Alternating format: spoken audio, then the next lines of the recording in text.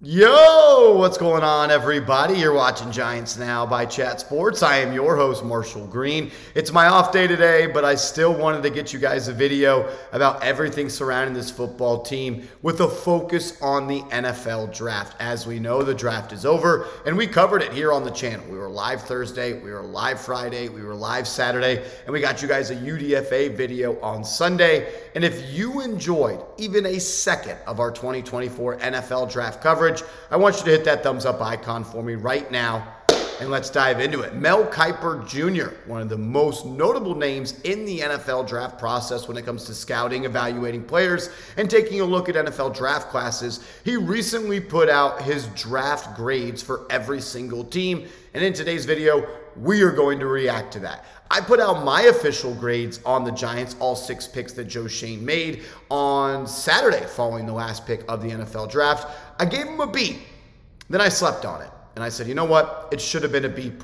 I didn't love the fact that they weren't able to draft their quarterback in round 1. I didn't love that they didn't add an offensive lineman or a defensive lineman. But the more homework I've done, the more tape study, the more I've talked to people, the more people have reached out, I'm really understanding why the Giants made these picks, and I am now declaring that they should get a B+ grade for their draft class. Mel Kiper Jr., though, he disagrees. He gives the Giants a B overall grade. Let's read some of what he had to say, and we'll go pick by pick. We'll just quickly recap. We know the Giants selected Malik Nabers, wide receiver out of LSU, round 1, pick 6. Round 2, pick 47. They selected the ball-hawking safety Tyler Nubin out of Minnesota. Round 3, pick 70. This do-it-all corner can play in the slot, can play outside. Andru Phillips out of Kentucky. Round 4, pick 107. Maybe one of the most athletic tight ends in recent memory. Tight end, Penn State, Theo Johnson went to the Giants. Then an electric playmaker, a little bit older of a prospect, Tyrone Tracy, going to be 25 in his rookie year,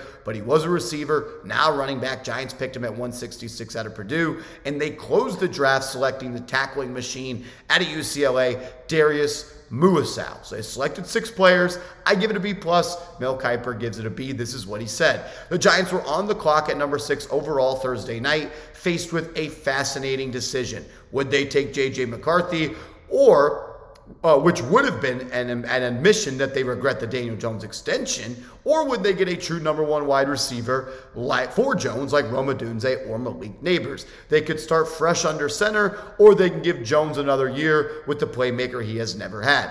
Ultimately, I think they made the right call, said Kiper, prioritizing a pass catcher in Nabers, who is electric with the ball in his hands. Jones had a disappointing start to the season last year, then tore his ACL, but he showed his talent in 2022 when the Giants made a surprising run of the playoffs and winning a game. Now he's going to have one more year to prove he's the guy, or the franchise will move on in 2025.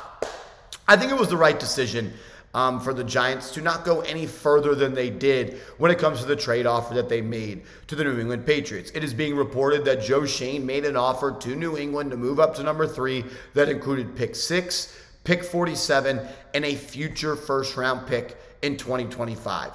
I understand that the Giants need a quarterback. I have been banging that drum all offseason long. I believe Drake May is a franchise guy.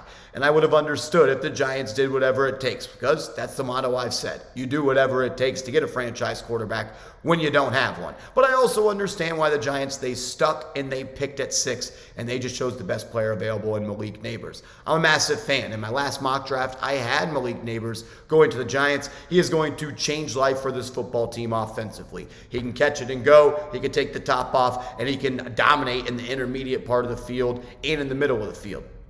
Best receiver they've had since Odell Beckham Jr. We all know how special Malik Nabers is. I'm a big fan of that pick. Moving to round 2, he said this: I would have taken a few other safeties ahead of Tyler Nubin at pick number 47 in round 2, but you can't deny his playmaking ability. He had 13 career interceptions for the Golden Gophers. I had Tyler Nubin as my number 1 safety in this class. When you watch the tape, you see a true ball hawk. Kiper alluded to it, 13 interceptions in his career. It's the most all-time by a Minnesota Golden Gopher. Also a multi-time team captain. I believe that he has sticky coverage skills because he has a little bit of a corner background. You can slide him into that slot or line him up on a tight end. And I also think you can roll him down into the box. I believe he's a good tackler. I like the physicality he plays with. And overall, safety was a massive need for the Giants. Maybe we didn't talk about it enough on this channel after losing Xavier McKinney. You just had Jason Pinnock, Dane Belton really on this roster. I know you have Jalen Mills and Javarius Owens as well, but those are question marks for me. I love the pick of Nubin. In my opinion, you got the number 2 receiver and you got the number 1 safety in the first 47 picks. Both those guys are going to be major contributors in their rookie year. He also talked about Drew Phillips, the corner that can play in the slot and the outside out of Kentucky. He said Drew Phillips is a late riser who played a lot of coverage snaps in the slot in his career. So that's really all he said about that. I actually like him more as an outside corner. He played more on the outside his last year at Kentucky, but overall he does have more snaps in the slot. I like the versatility. I think he's going to fit well in a Shane Bowen defense. He's smart, tough, dependable. He's feisty. He's competitiveness. His competitiveness really shines through, in my opinion, on tape. I'm a massive fan of that pick. I also had him selected going to the Giants, round 3, pick 70 in my final mock draft. We'll talk about Theo Johnson and the rest of this Giants draft class. But first, I just got to make sure everybody watching is subscribed to the channel. Nobody put out more content than we did during the NFL draft, and that's not going to stop. The dog days are here. May is around the corner. June and July are here, and then soon enough, everybody will be back making videos about the Giants. But we don't take days off. Free, informative, entertaining coverage every day on your New York Giants this summer. So subscribe and turn your notifications on. He also talked about Theo Johnson saying, with Darren Waller's future up in the air, I'd like to pick a Theo Johnson early on day 3 at 107. He said he's my number 4th ranked tight end in this class. I'm a massive fan of Theo Johnson as well. Also had him mocked to the Giants in my final mock draft. Went 3 for 6. 3 for 6 in my final mock draft. I'm gonna pat myself. That's my chest. I'm gonna pat myself on the back for that one. But it was obvious that the Giants were gonna be in love with a tight end like Theo Johnson. His ability to stretch the field, I feel like, is going to be shown more in the NFL than it was in college. He's one of the most athletic tight ends in National Football League scouting combine history, being graded out in the 99th percentile. He's an athlete. He's a burner, and I feel like he's going to be really good in the red zone. He has that prototypical size at 6'6", almost 6'7", 260 pounds.